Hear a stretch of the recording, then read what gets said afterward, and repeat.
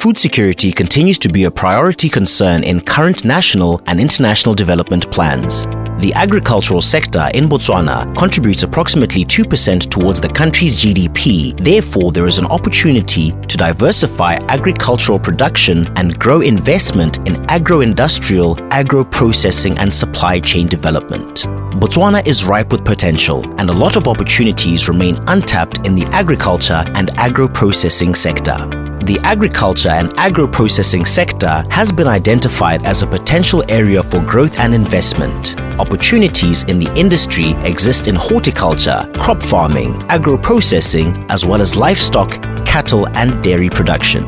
Beef production in Botswana is more of a tradition and an art. Our beef is renowned for exceptional quality and taste at home and internationally.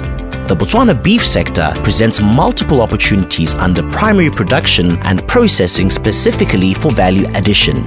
Botswana being renowned for cattle farming, the potential also exists to expand the rawhide processing and tanning industries. Significant investment has been made in general infrastructure to agriculture production areas in the form of airports, railway lines and highways such as Trans-Kalahari Highway and the new Kazungula Bridge, which allow for trade between Botswana and the rest of the region.